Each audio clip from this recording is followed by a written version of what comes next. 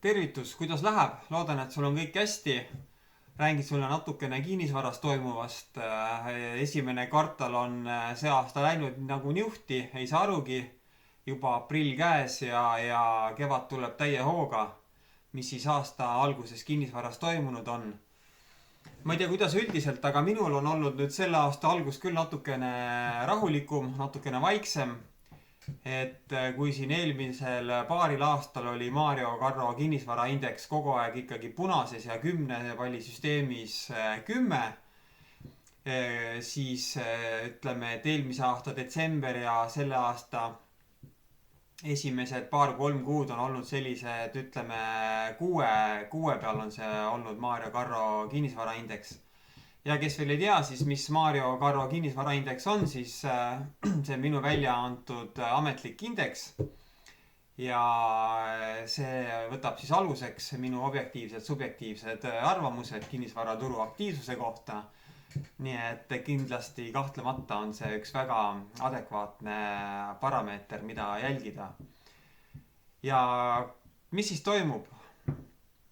Esimese asjana, mis ma välja toon, mis nüüd tohutu suur muutus siin,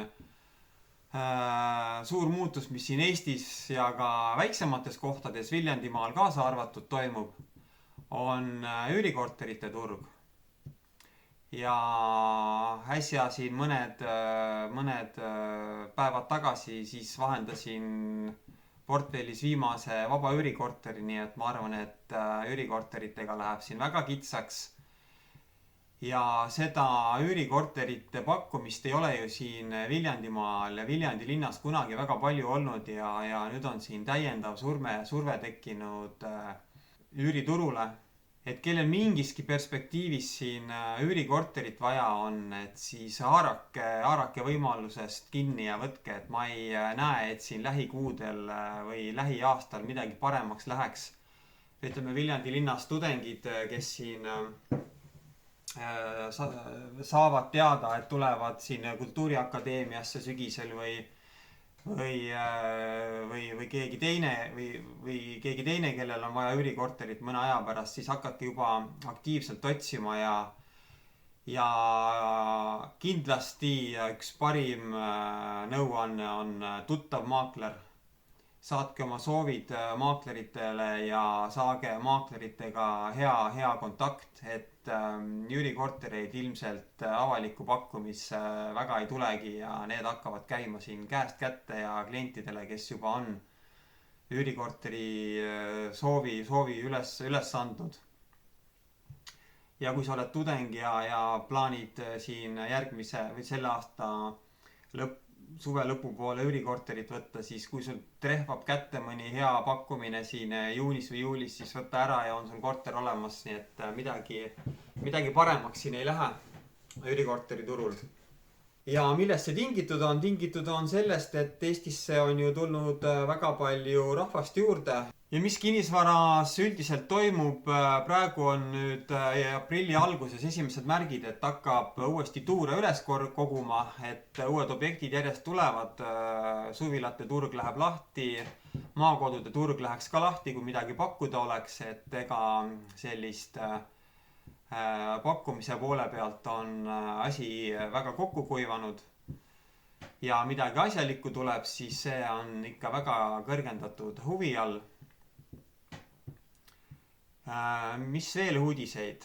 Intressimäärad tõenäoliselt hakkavad tõusma, kuidas see nüüd kinnisvaraturgu mõjutab. Ajaloost me teame, et intressimäärad mõjutavad kinnisvaraturgu otseselt kohe negatiivselt. Kui intressimäärad tõusevad, siis kinnisvara hinnad langevad. Näis, kuidas intressitõus siin arenema hakkab. Ameerikas on igal juhul otsad lahti tehtud. Kui see majandus nüüd siin väga pihta hakkab saama, võib-olla tõmmatakse intressid jälle natukene alla tagasi. Rahatrükk on võimas, hinnad tõusevad, inflatsioon möllab, ehitushinnad tõusevad. Praegusel ajal ehitaja ja remontija küll olla ei tahaks. Aga teisest küljest, kui praegu ei osta, siis homme ostad veel kallima hinnaga. Aga ülehomme, vot seda ei oska öelda, kas ülehomme üldse midagi veel saada on. Ehk ikka on, et ühesõnaga ikkagi väga segased ajad. homset päeva ette ei tea. Ma ise mõtlen küll, et hinnatõusud siin toiduainetesse ka mingi hetk jõuavad ja see saab ilmselt kõige karmim olema, et äkki peaks ka paar konservi lisaks ostma, et oleks varu olemas. Ühe asja toon veel välja, et järjest rohkem tuleb juurde selliseid objekte, mis portaalidesse ja avalikku pakkumisse üldse ei jõuagi. Alles mõni aeg tagasi oli üks korteritehing, kus korter avalikku pakkumisse ei tulnudki ja korteriomanik võttis minuga ühendust, et soovib korterit müüa Viljandi linnas ja palus siis minu arvamust ka korteri hinna kohta ja selle korteriga läks küll väga hästi, et omanik sai oma arvamuse eest mitukümmend protsenti kõrgema hinna ja korter leidis ostja paari päevaga, et mul oli kohe sobiv inimene olemas, kellele korter sobis ja käisin näitamas ja kellel oli raha olemas ja omanik sai väga kiire, müüja sai väga kiire tehingu, sai 15-20 000 eurot rohkem raha, kui ta arvas ja ostja sai ka endale väga hea korteri. Et mul on ostuhuviliste andmebaas, kes on enda ostusoovi mulle saatnud. Et kui sa otsid kinnisvara, saada mulle mario@mariokarro.ee oma ostusoov, pane pealkirjaks ostusoov, kirjuta lahti, mida sa otsid.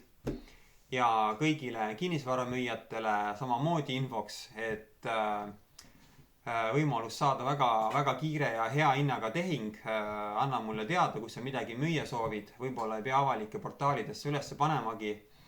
Et ostuhuvilisi on päris palju liikumas ja võib-olla oma nimekirjast leian kohe sinu kinnisvarale sobiva ostja ja saab väga kiire tehingu. Et võta julgelt ühendust, samamoodi kirjuta mulle mario@mariokarro.ee, et kõige parem viis kontakti saada, et kindlasti võid helistada ka, et aga nagu näed, praegugi video tegemise ajal ma sulle vastata ei saa ja siis vahest on neid kohtumisi ja tegemisi omajagu, et saan sulle siin võib-olla alles järgmine päev tagasi helistada. Kevad tuleb, suvi tuleb ja linnud laulavad ja